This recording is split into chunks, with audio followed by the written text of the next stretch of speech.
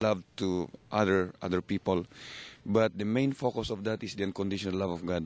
Our main purpose in this teaching values is not to just teach values to them, but introduce to them the love of God, the saving grace of the Lord Jesus Christ. În fiecare an, peste 8.000 de copii beneficiază de acest program și aproape 20% dintre acești copii ajung să se integreze în biserica locală. Faptul că lecțiile sunt predate de liderii bisericilor locale, copiii au o punte de legătură cu biserica și cu programele bisericii pentru copii. Astfel, copiii încep să vină fie la școala duminicală, fie la programul cu tinerii. Prin ei și părinții sunt atrași să se apropie de Hristos. În curțile școlilor deseori găsești tineri care cântă și îl laudă pe Domnul. Misiunea Speranța a început parteneriatul cu fratele pastor Maio Catanes în urmă cu aproape 4 ani, când pentru prima dată Nathanael Costea, președintele Misiunii Speranța din Australia, împreună cu soția lui Raluca Costea, au călătorit în Filipine pentru 6 săptămâni de misiune. În călătoria Misiunii Speranța în Filipine din decembrie 2010, Nathanael Costea a fost însoțit de fratele Petrică Tarcea din Melbourne și 8 tineri din diferite orașe din Australia. Scopul călătoriei a fost vizitarea mai multor școli și încurajarea copiilor și tinerilor în a pune valoare pe lucrurile importante ale vieții și mai ales apropierea de Dumnezeu. Echipa misionară a călătorit zilnic în satele îndepărtate și izolate din munții provinciei Benguet, la tribul Cancanai, iar seara cazarea a fost la o bază misionară din orașul Baguio City. Educarea valorilor are o importanță extremă aici în Filipine, deoarece Filipine se confruntă cu probleme foarte mari pentru cei 21 de milioane de copii și studenți pe care îi are. În mare parte, mulți din aceștia trăiesc în păcat, apoi o parte din ei sunt implicați cu drogurile și mulți dintre ei au părinților care lucrează în alte țări și valorile de familie au scăzut enorm de mult. Ceea ce educarea valorilor face în școală este să-i readucă pe făgașul dat de Dumnezeu pentru familie, pentru tineri, pentru copii, să înțeleagă care sunt adevăratele valori din viață. Fratele Maio, în viziunea lui, lucrează cu biserica locală și ajută ca tinerii și copiii care înțeleg aprofunzimea acestor valori să fie conectați cu biserica locală. Tot din biserica locală, el echipează tineri, lideri, care urmează să vină în școală și să continue această educație de valori creștine după plecarea lui. Deci fratele Maio inițiază acest program și apoi el este preluat de biserica locală și biserica locală continuă mai departe procesul acesta. Ceea ce este bine este că se și echipează tineri să facă lucrarea aceasta și lucrarea continuă mult mai departe. Anul trecut, peste 120 de tineri au fost echipați în a merge în școli și a face această lucrare.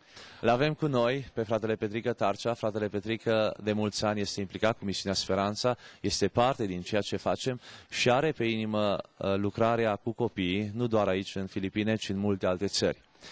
După cum ați auzit, sunt peste 20 ceva de milioane de copii, de tineri, care au nevoie de Dumnezeu și prin această oportunitate noi Domnul ne poate ajuta și ne ajută să ne implicăm în viața lor. Un cuvânt semănat acum va aduce roade la vremea potrivită și dacă nu semănăm, se va semăna altceva. Veniți la semănat. Cu ce putem? Cu bani, cu eforturi, cu viața noastră, cu munca noastră, pentru că este un loc și printre puține locuri din lume unde se poate face lucrul acesta în școli. Tinerii din echipa misionară nu știau exact ce așteaptă în școlile acestea.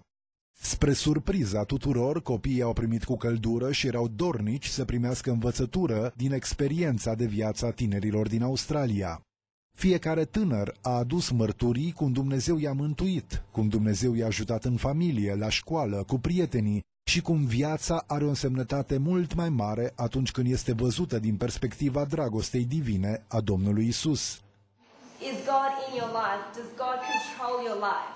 When you think about doing something, do you go, oh God, or ask God about it? Because it's amazing when you do give your life to God and you say, God, you know, help me do this. Or if you're sick and ask God to heal you. I mean, it's amazing. God does heal. Every morning and every night, before I start work and I finish work. I get down on my knees and I say, thank you, Lord Jesus. Lord, every morning I'll say this, Lord Jesus, bless me today on this morning. Help me to be a good student, a good worker for my boss. Let me be a light to my boss, a good person. You have a different life on here on earth. You have peace with your family. You can have good kids. You can have blessing from God. God's plan for your life is for you to prosper and do well. This is God's plan for your life. This is your life. And God says, this is the plan I have for you. So, God has already thought about each one of you and made a plan for your life. Why to our village? Why to our school? The truth is, God. God is the reason that we come here. Number 2.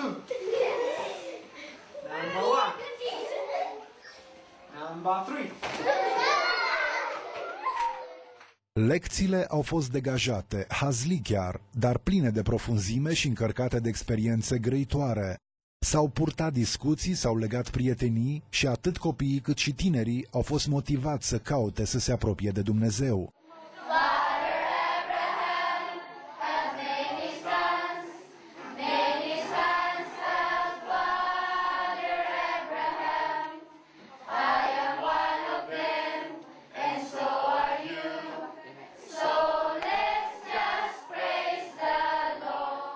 Echipa misionară a fost informată pe parcursul călătoriei despre situația critică a zonei. Tribul Cancanai este un trib muncitor și pentru că locuiesc într-o zonă fertilă, prielnică și răcoroasă, se ocupă cu grădinăritul.